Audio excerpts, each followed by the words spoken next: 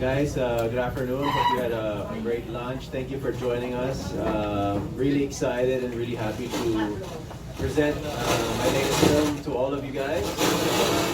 Mañanita, of course, with Bela. So thank you all for being here, and I look forward to talking and answering your questions. Bella? Yes.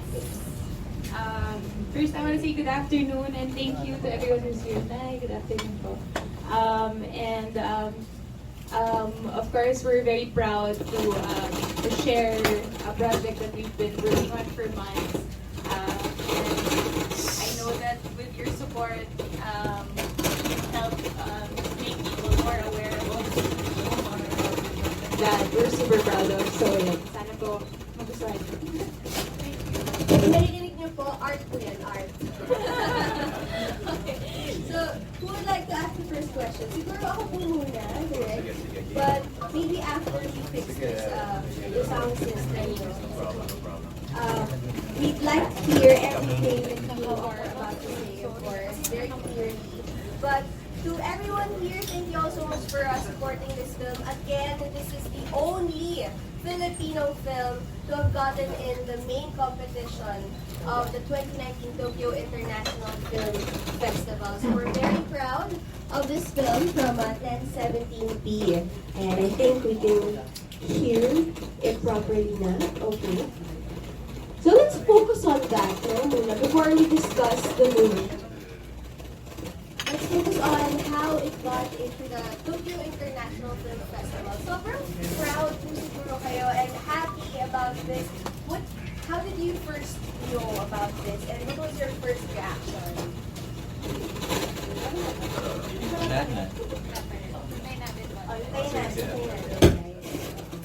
So maybe we first heard it, what was your initial reaction? Please share with us your experience knowing about how your film got into the Tokyo International Film Festival.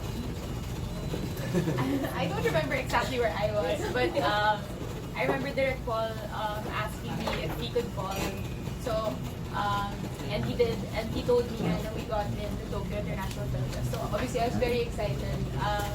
It's both not our first time to go to the Tokyo International Film Fest, but it's my first time to have a movie competing in the main competition. So it's definitely a big deal for me. I feel like this is a milestone for me. So I'm very happy and I feel like parang the timing also is just right, and I'm very happy that the movie that got me into the main competition is Mañanita because this is something very new to me. Thank you, Bella. Yeah, well, me naman, of course, we together with Viva, we were talking about the plans for Mañanita, and the intention for Mañanita talaga was to go film festivals first, right? But of course, that's never guaranteed, diba? So we shot the film actually very early part of this year. For about a month, we locked in, we shot, and then around July we started submitting to the festivals, and we started hearing back, and eventually we got an email from Tokyo. They told me about I guess a good month ago, right, that they considered us for a short list. So short list muna. You guys have been shortlisted for the main competition. FYI, let us know if there's any developments before the Tokyo, right? So I said, well, so far nothing. Then eventually, about a week later, I got another email saying that we've been selected to be in the main competition of Tokyo. So obviously, I was just at home actually, and so that was great news. It's my first time as a director to be in a main competition of a big festival like Tokyo. So I'm really, really excited to experience this end of October. Yeah, immediately that after I got the email, I texted Bella if she could call, and she replied, and we talked, and then I told the rest of the team, and then finally I think Tokyo announced end of September, so we could finally share the news, and we're here now to kind of share the good news to all of you guys, and excited to do our world premiere in Tokyo. Yes, go ahead. Hi, Direk. Paano po muna nagsimula yung concept ng pelikula, your collaboration with Direk Lav for the script team? Yeah, awesome. Good question, Mel. As you all know, I produced Lav's Hele, a lullaby to the historical mystery, Hele sa Hiwagang Hapis, 2015. I got to know Lav about 2013, and then kind of shadowed him for a bit. I just wanted to kind of see why Lav is such a rock star, right? Or why he's such an icon, an auteur, diba? So we kind of had that kind of teacher-student mentorship for a couple of years, and then we were shooting Hele. Of course, as we were shooting, we would always have nights we would be creative, and I told him this concept that I heard about Mañanita. He instantly liked it. He told me, he goes, I'll help you. You want me to help you? And I'm like, sige, you want to write something? And he goes, sige, I'll write something. Story concept mo direct. Sorry, it's a story that I approached him, and then eventually we collaborated. He also brought in some ideas. And then about a week later, he sent me an outline. And about a month later, he wrote the screenplay. And between us, it's something I know Bella definitely knows this, but without the translation, the script's only about 8 pages long. It's about 8 to 9 pages long. So, in terms of the style of Mañanita, I guess in the sense of the term, it is on the art house side. For me personally, as a director, I'm also a big fan of something called transcendental style in filmmaking.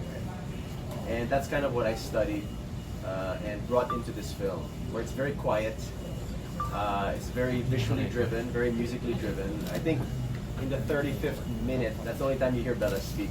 So it's really a journey, it's really an immersive, a film that will allow you also to meditate, I think. And of course, we hope you all enjoy that journey. So it's kind of that.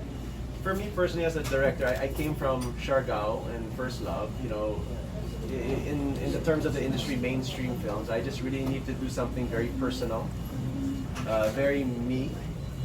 And I'm thankful when I approached Viva that Viva actually, my collaboration with Viva was great because they gave me creative freedom.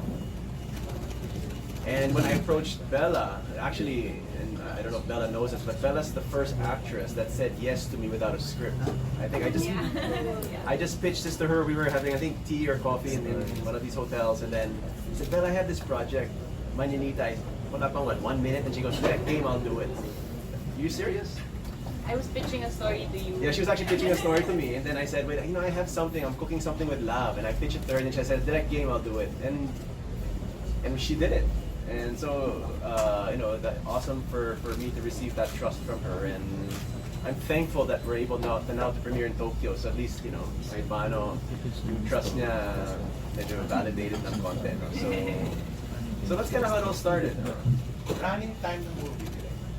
It's 2.5 hours. 2.5 hours. So it's let's put it this way, a very, like I said, studying under Lav for all those years, definitely he's got his own style. So I learned that. And then I also studied transcendental style, which is actually authored by Paul Soriano, the American filmmaker for Reform, Taxi Driver, all those films. And then I kind of made it my own. Of course, as a filmmaker, you always want to put your voice in the kind of styles that you learn. So hopefully when you guys see it, when you guys see the film, you will see the homages, you will see the similarities, but you'll also see where I put my voice in, right? Like I said, when Lav wrote the script, it was about 8 pages long. So it was my job as a director to translate that into a feature, right? So very visual, very musically driven. The music that you hear actually was playing here was handpicked because the music also helps tell the story. And just a very character-centered film on Edilberta, Bella's character, as she seeks for revenge. Yeah, si Bella naman, ang role mo is sniper. Yes. First time I'm playing this kind of character. Kamusta yung role mo sa shoot? It started with a pitching. I was pitching a concept to Direct Paul and his team. And ibang pelikula that I wanted to write, and I started writing. So his whole team was there, and then Direct Paul says, meron akong concept, baka gusto mong itry. And then he told me about it, and I was so interested because at that time I was doing Sino ang May Sala. So actually, while we were filming this, I would be with Sino ang May Sala Monday, Wednesday, Friday. But TTHS, I would be with Mañanita.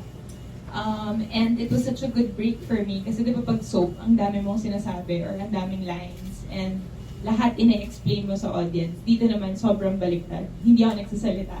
So, it was such a good creative release for me, and I'm very thankful that I was chosen to do this movie. Because I feel like we need more of these kinds of films also. Parang, I feel like when we release movies now, especially sa mainstream, I always read comments or I always hear the comment na parang it's all the same or parang it's such a formula film. Well, this movie it went against all the formulas. So it's the first time for me to do something like this with no syempre iba yung meron kang ka-eksena na parang love story or meron kang ka-love team, like you feel safe because may sumasalo. Here, I had to rely and trust completely on the Mañanita team because I had to do most of the scenes alone. So, sila yung ka-eksena ko pero behind the scenes sila. So, it was such a refreshing experience for me. Also, the preparations beforehand, syempre we had to fit for prosthetics, we had to change my look, we had a series of script readings, we even did rehearsals. That's the first time for me. I've never shot a movie where I had to rehearse scenes first, and I like that. Kasi at least pagdating mo sa set, you already know what their expectations are from you. So it's a new experience for me, and I loved every part of it. Physically, as you saw from the trailer, my prosthetics are on the left side of my face. I also had to look the part of a sniper shooter na babad sa araw maghapon. So we tried to achieve that look as much as possible, and I feel like we pulled it off. May mga moment ako sa tent na pag napapatingin ako sa salamin, parang nagugulat ako may ibang tao sa tent, pero ako rin pala yun. So yun, pag 4 a.m. yung call time, medyo nasashock ko may ibang tao sa tent, pero ako rin pala yun. So yun. Yun po. Direct, why the title Mañanita? Well, Mañanita, as you know, the actual definition is to serenade, diba? I think, especially in Mindanao, I also have, coming from Siargao, no, I have a resort there. At 12 midnight, there's always a Mañanita for the birthday celebrant. So, when you watch the film, I don't want to give it away, right? But it's musically driven. The film has a lot of music. Soundtrack from Asin, Freddie Aguilar, Joy Ayala, a lot of OPM, original Filipino music, that when you listen to the lyrics, it's also talking and speaking to you, no? That's why if you notice, I also subtitled the music, because I want you to read the lyrics and actually watch the film. But you'll realize at the end of the film why we called it Mañanita, besides it being a film about music, about the lyrics of the songs. So, I guess, abangan nyo lang. December 4, it will be showing in the Philippines on December 4 after Tokyo. Yes, Manay.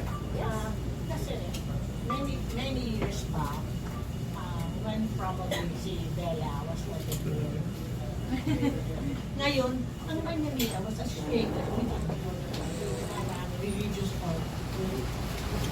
For 3 days, you know, now still certain place. Tapos, all you talk about is if you really want to something to resolve ang Mañanita na nakaikanta ng Pelikulang.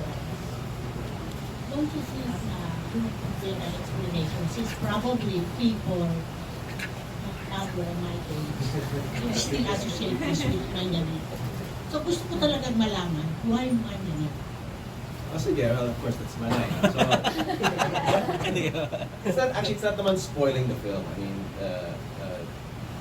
or giving it away. But the film and the concept of Mañanita was actually inspired by a true story.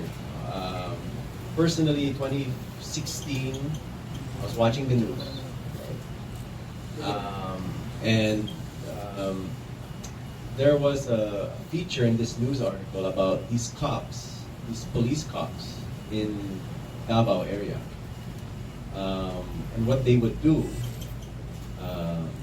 in this time and in this world of the so-called drug war. Okay? So, alam na ni Manay, there was this group called the Mañanita Cops, no? Na what they would do, because they don't agree with violence, they don't want to kill drug suspects, or they want to give, I guess, due diligence, right? What they would do is they would sing songs outside the house of these drug users or these drug dealers. So it was called Mañanita. So it was very successful, especially in Davao del Norte, where you had these cops. They would get a tip and there's drug activity there. And so instead of going in with guns, they go in with guitars. And they sing songs of peace. And so I guess it's kind of coming to life, right? And true enough, more than less, a lot of them would surrender to the cops after singing. And as I did research, I actually went to Davao twice during the research of this film. I asked some of the drug users who got caught, I said, why did you surrender to these Mañanita cops? It was because when they started singing to us, the songs touched our soul. Because they were also high. Alam namin din, no? I mean, it's not a secret that a lot of music and drugs, it goes together.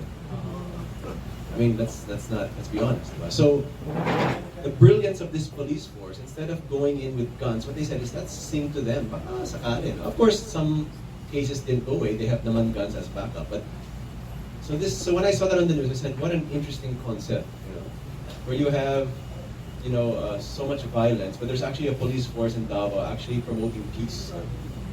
There is some violence going on, but they come in with peace, and I think that's also one of the, solutions or ways to maybe find and live in a better world. So that's kind of where the idea really came from, and then I kind of talked to Lav, and eventually we created now fiction around a true story. And going back to what Bela was saying also, for her to get into the role of being a sniper, of course we did rehearsals with the army. We got to talk to people who were actual snipers. So yeah, it all kind of tied together. So you know about it, I guess. Huh? The team is very tight. Yeah, thank you. So if I were to sum it up, everyone has always had their kind of film or their say on the drug war. So this is kind of my take on it. But it's also a non-violent drug war film because we promote peace. If there is violence, I think we fight back with peace. There's also a line there, I don't know if you heard it in the trailer, and it's something also, it's kind of the thesis or the statement that I'm trying to make also with the film is that we need to also learn to listen to ourselves, right? Because in nature, I would like to think that we're all peaceful people, right? But because of just the noise that's going on around the world, when I say noise, what do I mean? There's social media, television. The manipulation is so strong that you forget to listen to what you truly believe in. You end up just going with what the latest trend is. So in Edilberta's journey, she's starting to listen to herself. And how do you do that? You have to kind of block away all this noise that's coming in. And listen to yourself and listen to your soul. So parang gano'n din. May konting statement ko din ng Mañanita.